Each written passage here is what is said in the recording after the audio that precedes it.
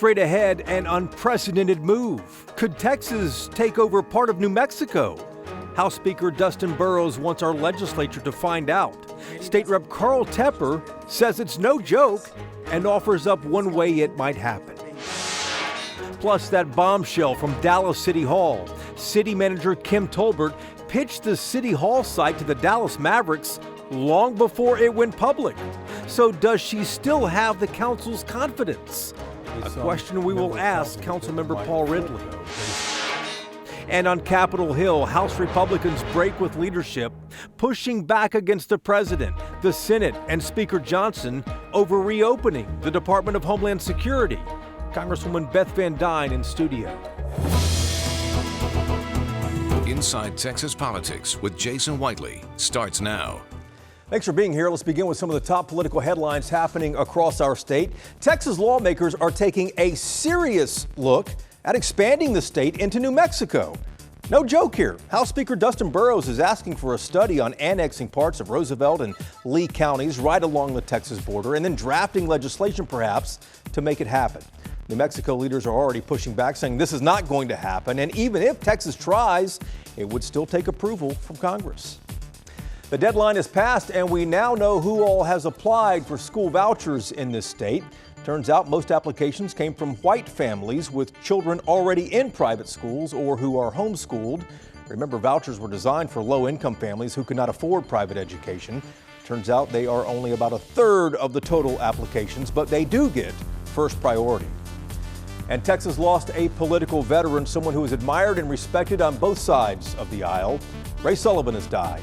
He was chief of staff to Governor Rick Perry. He served as a national spokesman for the 2000 Bush-Cheney campaign and a trustworthy face behind the scenes. Reporter Jay Root said, quote, "Politics can be a nasty business, but Ray navigated it with class and professionalism."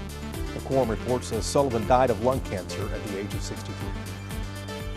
Let's begin right now, though, with that idea that could potentially Texas annex part of New Mexico. Our first guest says not only is it serious, he explains how it might happen. State Rep Carl Tepper is a Republican from Lubbock who told us the idea needs to be even bigger than it is. Representative Tepper, it's good to see you here. Thanks for being on the program. Let's start with lawmakers in Austin looking at annexing those two counties in New Mexico, Roosevelt County and Lee County. Is this serious or is this just political theater? Well, Jason, they're serious now. It's three counties, and I'm going to be pushing for a fourth. You've got Roosevelt, Lee, and Eddy County. I think we should be looking at Curry County and Lincoln County too. Those are the counties where we seem to have the most, economic, cultural, business, community, symbiosis with. And I think we should be looking at three or four of them. This is serious. Speaker Burrows he hasn't fooled around very much. How did this idea come about? Legislators from New Mexico have filed bills to de-annex from New Mexico and be annexed to Texas, or secede from New Mexico and be annexed by Texas. And they're pretty serious about it. They're very frustrated with Santa Fe.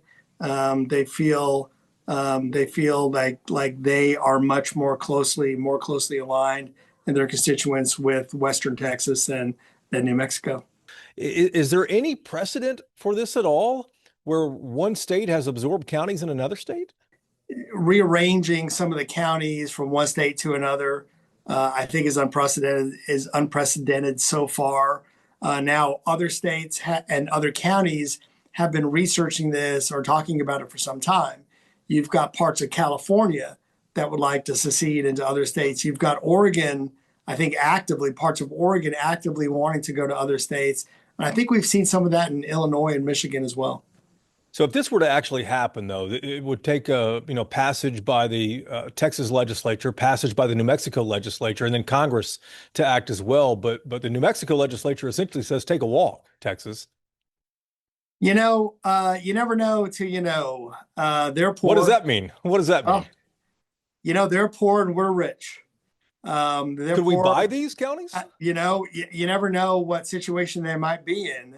And, everything seems to have a price in this world. And so Texas, has the ability to extend its power beyond our borders. And you never know if there's a deal to be cut with New Mexico. And if there is, look, the committee that's been formed has just been formed to look at this.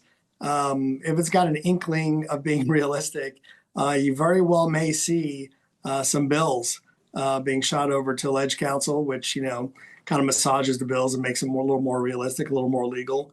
And then the Texas legislature would debate and possibly pass these bills. Of course, the governor would have to sign it. Yeah. New Mexico would have to be a willing participant, but you never know. There might be a reason they would like us to take those counties, or, a way for us to obtain these counties. And then Congress would have to act as well. Good deal. Great to see you. Thanks for the time. Thanks, Jason. Have a great weekend. All right, let's bring in the roundtable to talk about the politics of this. And oh my, is there politics to discuss here? Bud Kennedy with us from the Fort Worth Star-Telegram, Natalie Haddad, political reporter at WFAA in Dallas, and our friend Ashley Godot, the political director at KVUE in Austin. Bud, let's start with you. You wrote a column about this in Sunday's Fort Worth Star-Telegram. What's this about? I think Carl really is drilling a dry hole with this one. The whole idea that counties can just shop around and say, we don't like this state anymore, we think we'd like to move over to this state, is ridiculous on its face. You have to get both counties to agree. If he thinks that New Mexico is going to let Texas buy those counties, the only way New Mexico would sell those counties, the oil in those counties is worth $13 billion. So if you said, New Mexico, here, you can keep the $13 billion, just let us have the counties. That'd be the only way New Mexico would do it. Yeah, I don't see that happening, but who knows? Do you think, Natalie, we'll actually see any bills? I think that is a solid question. Obviously, there is a group that is looking at this. New Mexico, according to Representative Tepper, is looking into this also. But how many lawmakers in New Mexico are looking into this? I think this is a topic that's going to grab attention. It's going to make headlines. But when you really divvy out the details, it gets pretty complicated. We will be asking New Mexico to give up the governance, the identity, the control of these 3 to 4 counties, however many that Representative Tepper was saying that we should be looking at. And I think that's going to be a hard sell. Ashley, what do you think? Hard sell? Or is there a deal to be cut? No one's cutting a deal. This is not even a thing, guys. Like, this is not a thing. Can you imagine if Harris County decided, well, we don't really like the state government, so we, the county, are just going to ask lawmakers to let us secede and join, I don't know, Louisiana. It's not going to happen. It's not going to happen. It's lovely that they're looking at it. Yes, bills are going to be filed because you can file a bill on anything, but this is not happening, guys. Bud brought up a good point before we started here. What happens if Louisiana decides it wants to, Beaumont, Port Arthur? Who knows what's going to happen here? But it is something they are legitimately going to look at in the interim here. A lot more ahead here, guys, including this. When we come back, Congresswoman Beth Van Duyne on the Republicans pushing back against leadership and how the Iran war might end. Plus, that stunning revelation about the Dallas city manager. The Dallas Mavericks saying she offered up the City Hall site for a new NBA arena long before council ever considered it. Councilmember Paul Ridley, up next on Inside Texas Politics. Welcome back to Inside Texas Politics. We watched something rare in Congress the other day. House Republicans pushing back against the president and the Senate saying no deal to reopening the Department of Homeland Security. Congresswoman Beth Van Duyne up next with us here, a Republican who represents parts of North Texas. Congresswoman, welcome back to the program here. Thanks. Let's start with this ever-evolving DHS funding fight going on right now. Yeah. The president now backing that deal that the Senate had to reopen the Department of Homeland Security. This is the same plan that House Republicans rejected last week, calling it a surrender to Democrats. Will you support it? It depends what's in it. From what I've seen right now, it's the same plan that we already rejected. And I think the president right now is so desperate to do the right thing. He is so desperate to get these people paid that are working every day that we are seeing hundreds quit because they have to get other jobs to be able to pay their rent. Yeah. But I'll tell you, the Democrats, what did they get out of this? Absolutely nothing. They wanted all of these nasty reforms to hold, to tie the hands of our immigrations and customs enforcement's arms behind their backs. They've gotten none of the things that they have asked for. The only thing they've proven is that they would rather have people quit their jobs because they can't pay. They're starving our TSA agents. They're starving our Coast Guard. They're putting our national security at risk. They're not paying people who are doing their jobs. And why? Because they're they're protecting illegal immigrants. That's the point that has been made clearly by Democrats. I'm going to have a hard time voting for something that does not fund Immigrations and Customs Enforcement and our Customs and Border Patrol. Let's talk about Iran for a moment here. President Trump addressed the nation the other day. He did not offer a clear exit strategy here. Markets down, we've seen. Oil back up as well. What happens if it goes beyond 2 or 3 weeks? Republican voters were clear. They wanted America first. They didn't want to have these ongoing wars like we've seen for the past 2 decades. What happens if it goes another 6 months? Again, we're going to have to see what we're getting out of it and to make sure. But, you know, you had Jamie Dimon on the other day who said the cost of not handling this correctly and finishing the job in the hundreds of thousands of lives that could be lost, the trillions of dollars that could be lost as a result of not handling it correctly. It needs to be done. The job needs to be finished. We need to make sure that we have an Iran that does not pose a threat to the rest of the world as it has done. They have been at war with us, with the United States, for nearly 50 years. It's time to end that war. Is there any scenario in which you would support boots on the ground? If they can show that it is a quick in and out and that it's worth it. I haven't seen any justification for that yet.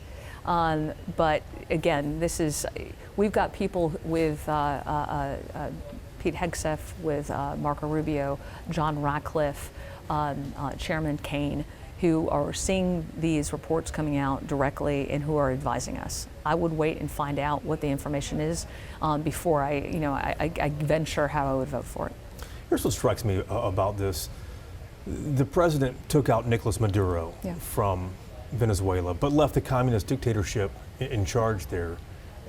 Should the U.S. leave Iran without planting seeds of democracy there? You ask about what was happening with Venezuela. Sure. Now they are producing more and more oil. That's coming to Texas refineries. That, as we see that increase, we're going to see oil prices decrease, gas prices the communist decrease. Dictatorship is still in place, though, at the end of the day. But they were willing to work with us. This is not a regime that is claiming death to America. This is a regime that Venezuela is willing to work with us. Iran is still not. And so I think what they're trying to do is make sure that they do not have the capabilities of launching a nuclear attacks as far away, as close as London. Yeah. And what we have seen is not a Venezuela that wanted to go 70 feet underground to produce weapons of mass destruction, but we do see that in Iran. Congresswoman, good to see you. It's great to see you. Thank you so much. Now to the future of Dallas City Hall and growing questions around the city manager. The controversial cost estimate to update that iconic building includes major work that has already been completed. Plus, we still don't know why the city manager told the Dallas Mavericks that the City Hall site might be an option for a new NBA arena long before City Council ever agreed to consider that. Kim Tolbert turned down our request for an interview. Councilmember Paul Ridley, though, did not. He is a skeptic who represents a large portion of downtown Dallas itself. Councilman, welcome back to the program. Thank you, Jason. You said it was alarming that the city manager would offer up City Hall months before any of this became public. I'm curious, have you spoken to the city manager since all this has come out? No. Not at all? No. Does the city manager need council permission to talk to a business about potentially giving away City Hall? Or does she have the license to float that just as the top person at the city? That is a very significant decision, which she should have consulted the council about before offering the building to the Mavericks. Her statement, as quoted by Rick Welts, who reported that she said that to him, was very unilateral in its nature. She said that I need to move out of City Hall. I can't afford the cost to operate this building with the operations that go on in it. And so it did not reflect any communication with City Council approval or that it was subject to council approval. She just made that blanket statement. This doesn't seem to change any votes on City Council, but what is the takeaway for constituents, for people who live in Dallas? Well, I think it may be premature to say this doesn't change any votes on City Council. You think it might? I think it might. There's been a discussion since that revelation last Friday. That, I think, is something of a governance concern for the council as well as for all of our constituents. You think there might be some member of council that might flip, though, based on this revelation? I think it's a major revelation that indicates that there was a predetermined strategy to vacate City Hall and condemn it to demolition that dates back to that conversation. I note that that conversation has never been denied by either party to the conversation. In his weekly newsletter, you may have seen this, the mayor said, quote, "Everything the city manager's office has done has been at the behest of your elected leaders," end quote.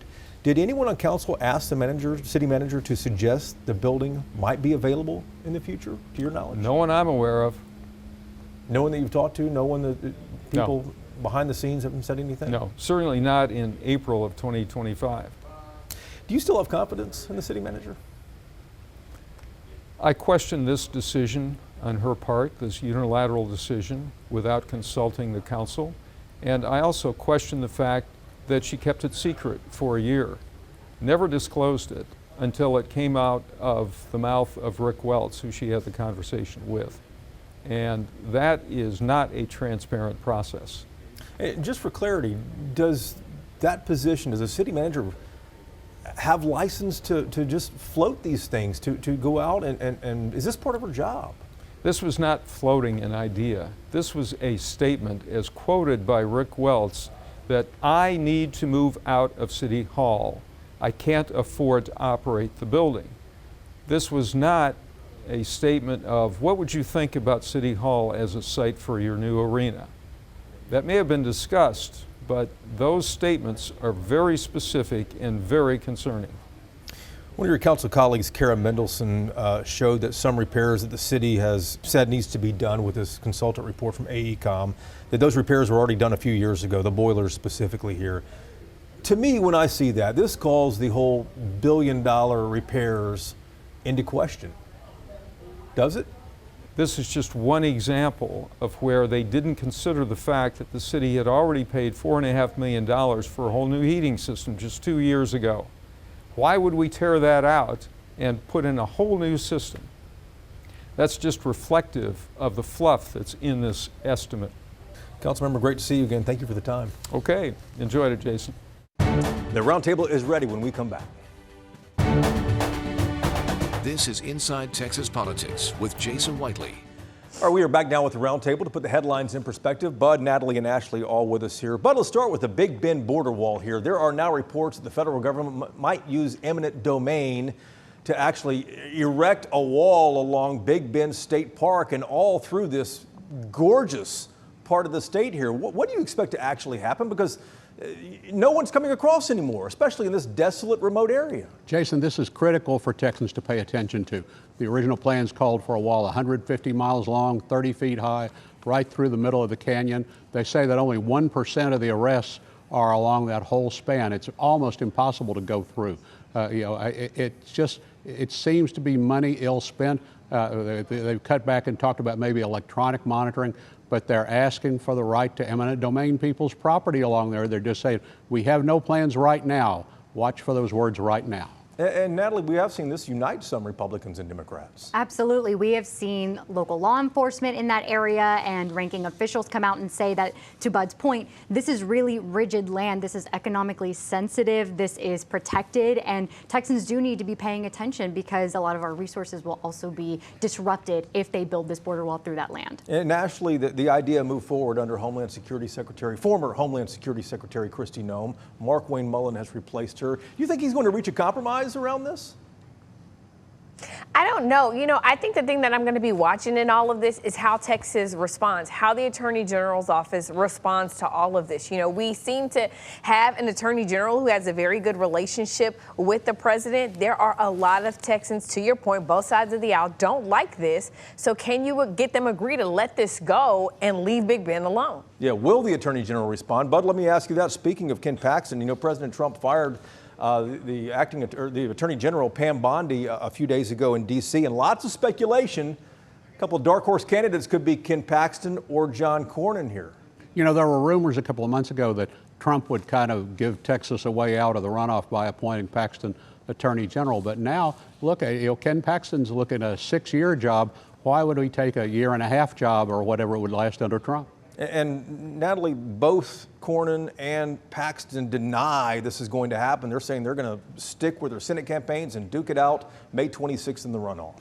I think they can say all they want, but they are still looking for President Trump's endorsement. And I wouldn't be shocked to see President Trump try to sweeten the deal for the person he doesn't endorse. And I think we would ultimately see both of these candidates very happy with whatever outcome comes of it.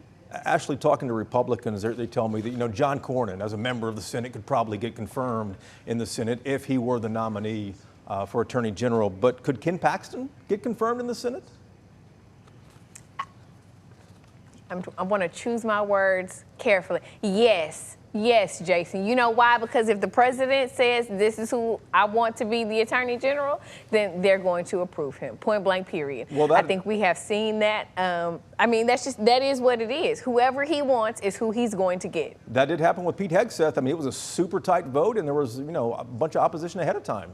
I do remember that. Yeah, but I mean, at the end, does Pete Hegseth have a job in the administration? That's right. Oh, that's right, he does. So, I mean, that's it. Whatever the president wants is what the president gets. I think you're probably right about that with the Republican Party. Guys, thanks so much. We appreciate that. And thank you for watching as well. We're back next Sunday to take you inside Texas politics. We hope to see you then. Have a great day.